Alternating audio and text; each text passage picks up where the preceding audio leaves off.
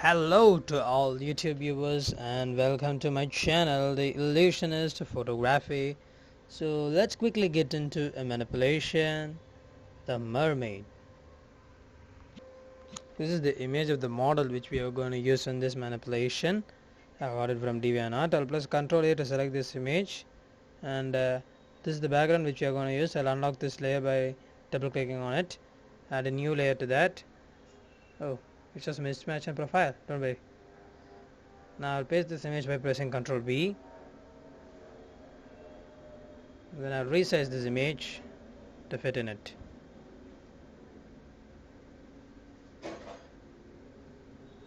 Okay, but I feel the background is a bit a blank sky, so I'll remove that, by selecting this and deleting that layer using the selection and rectangular marquee tool. Now I'll add the sky background to it. So in a similar technique, we will also copy and paste the background of the image. So you have pasted the background. Now I'll resize it to fit to the image. Perhaps something like that. Maybe I'll compress it a little and just play around this until you feel we are happy. But I'll increase the height of the image. I'll use the crop tool itself. Now I'll pull this upper handle a bit. Okay. Now I'll resize it a bit more to get this kind of handle. Yeah. Now as you can see, I've placed the model.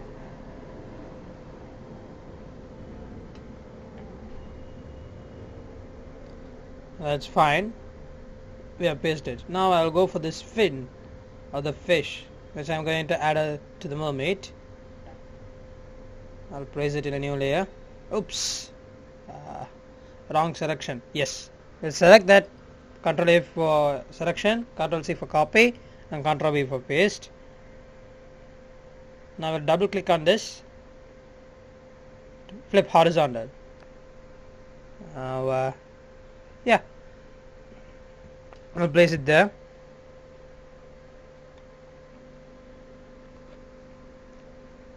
Slightly just push it down to get a better, like that.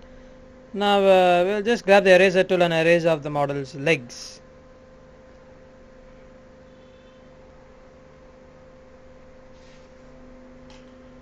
And doesn't that look beautiful? Absolutely. Think so?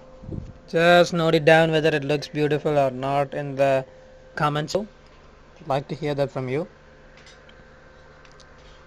Okay, now there's a thing missing, that is, you can notice that there is the reflection of the stone in the water, but there is no reflection of the girl. So I'll invert this using the same method, that is a flip vertical, and I'll just see its position as that, and then I'll just decrease its opacity to maybe around 60%, perhaps maybe even low value.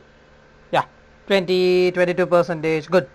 So they are both, the rock and the tail are at the same opacity. Now let us add the other element, which is nothing but a seagull. So I'll grab the selection tool, quick selection tool, and I'll grab the quick selection brush, and the rest of this part to select the gull. And I'll select this, invert this selection by pressing Ctrl Shift I. Copy that, pressing Ctrl C and Ctrl V. I'll add a new layer and then press Ctrl V to paste that. Now I'll put it somewhere there and I'll resize the image. By resizing, using the same technique as by holding Shift to resize the image.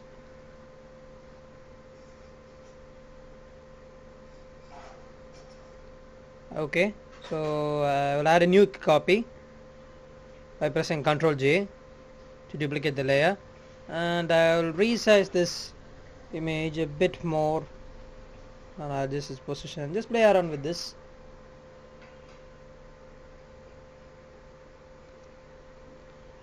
Okay, oops, I shifted off the background. Let's place it there. I'll just position of these birds until you're finally happy. So I think we have brought all the major elements within the manipulation. Did I just see gold in her hand? Actually, that was a trial which I did. I deleted that off because it didn't work out. Okay, now I'll select a common brush, and what I wish is, I wish not to add a little bit of light in her hands. So I'll grab the regular brush tool, a smooth brush, and I put the opacity at 100%, and I'll add this small dot and change its blending mode to screen. You get a small dot, but this like looks very feeble, so I'll add another thing, the same. Now what we will do is that we will put a lighter tone of it, so that it gives a much more realistic effect. Right there, now it looks much more like a light. We'll add a slight bit of orange to that. We'll decrease the opacity a bit, down 50%. So we'll add that. Okay. So now it looks as if the mermaid is having a light bit in her hands.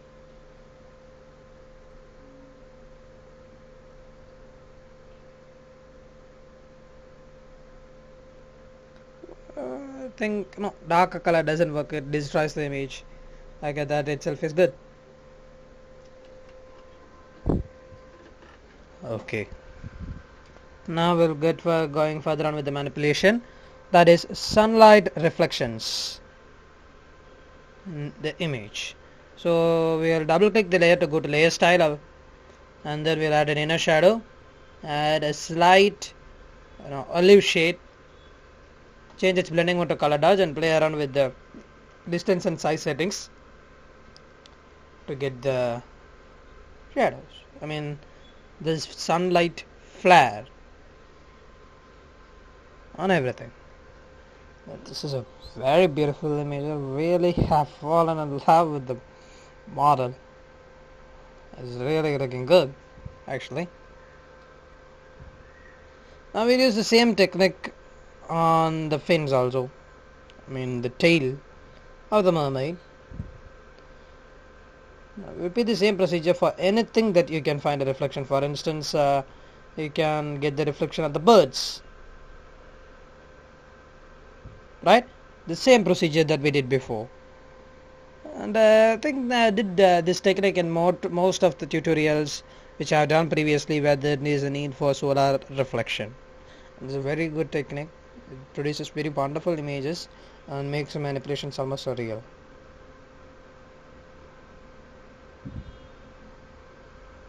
I repeat that for the other bird too.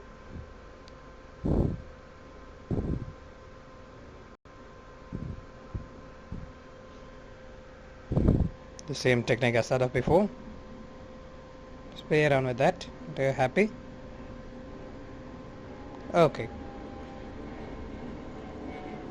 But I feel there is a discontinuation between the background and the water and the sky. So what I'm going to do is I'm going to make a small narrow selection of the water above the rock. I'll just press copy. Oh, right.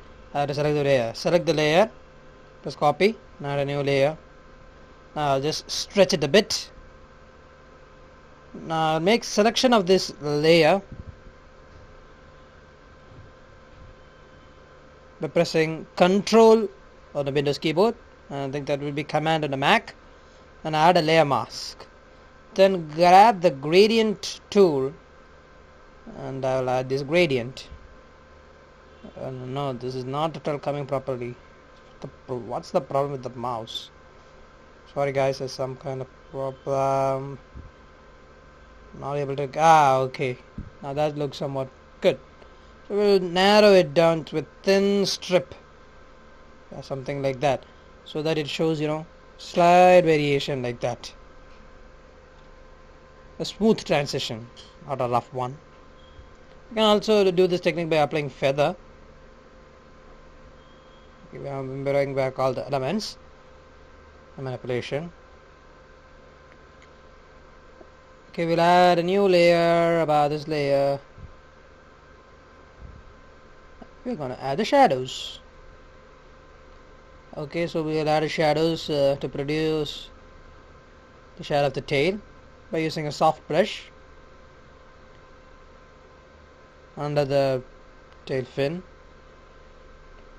under her butt. Yeah, probably reflection on, the shadow there. Sorry, not the reflection.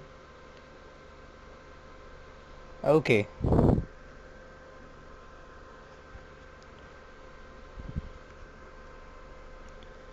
So I think we are good with the shadows. And add some depth to the tail. Or this looks good, but I feel I want to add more depth on the tail of the mermaid. Shall we go for dodge and burn? Yes, that will be much better. We'll go for dodge and burn. And this technique that we usually use, that is 50% gray. Add a new layer. Clip it to that layer by pressing Alt on your keyboard until the pop-up icon occurs. Press Shift F5 to fill. Choose 50% gray and change its blending mode to overlay. Now grab the burn tool to add shadows to image. Make sure you hit on protected tones.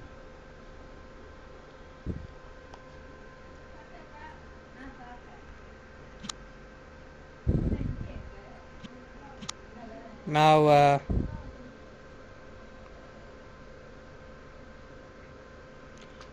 we'll add the effects. Just keep on playing with that. Before and after dodge and burn. There's a pretty good effect. Instead of light falling from everywhere, they control the amount of light. Yeah, we will repeat the same technique for the model itself.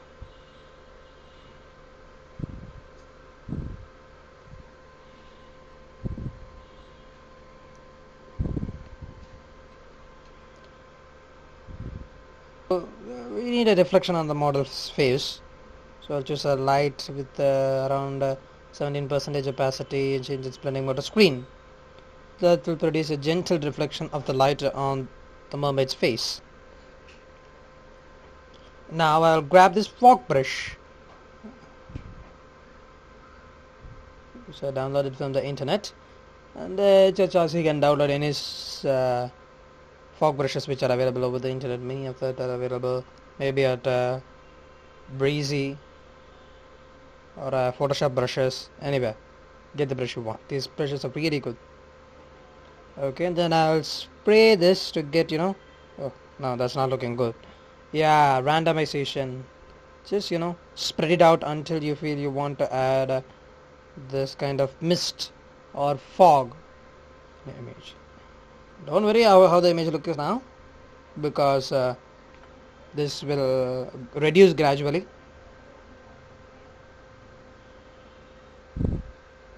This won't be as it is that appears in the image.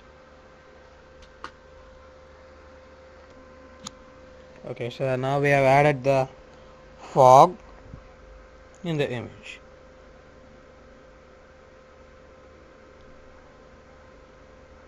Okay, maybe a little bit of fog like that. So that produces this kind of smoky effect in the image. We're really good. Not too much towards the height. Just wanted towards the lower part of the image because we want it to be smoky in the lower part. Now we'll go to blur, Gaussian blur. Maybe we'll set it around 80, 8.3, 9.5. No, too much. We don't want it to be. We want some crispness in the image, so we'll set to around 4.3 pixels of blur, Gaussian blur. And we'll decrease the opacity a bit. Okay.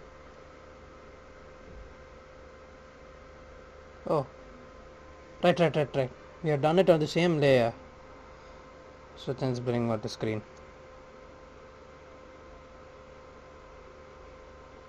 Right now this we are gonna add a gradient map. I usually don't follow this technique, but here I have downloaded a set of gradient maps.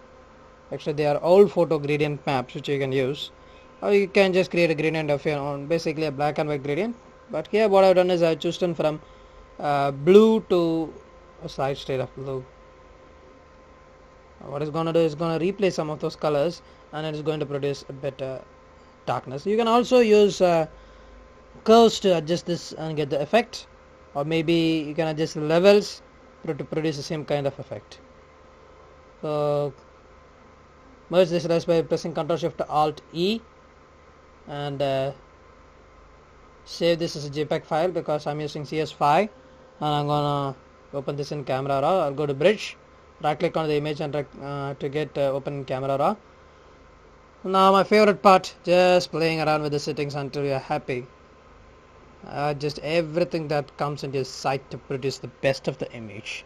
Add some vignette by higher priority.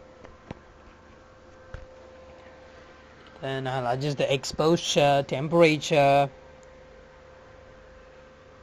No. Okay. -1? No. I'll put around -5. A little bit more. Maybe -7. Right. -10. Too much. No. I think it's okay. So we'll save this image. And we'll open this. So as you can see, before and after Camera Raw. It has brought out more vividness in the color. Now we will extract some details and put on some additional coloring effects. I'll go to Color Effects Pro and add a little bit of cross processing. I've got a detail extractor. No, too much of detail extractor just brought out. So to around maybe 7 or 5 percentage, 11 percentage. Okay, I think so. Graduated fog. We'll put that to a very low value, maybe to around 9 or maybe less than that, because we just need a little bit of smoky effect to bring back all the fog that we painted earlier on. Okay, so we'll click on OK. Yes, before and after. Before and after Color Effects Pro. So guys, hope you enjoyed the tutorial, and don't forget to subscribe to our channel for more videos.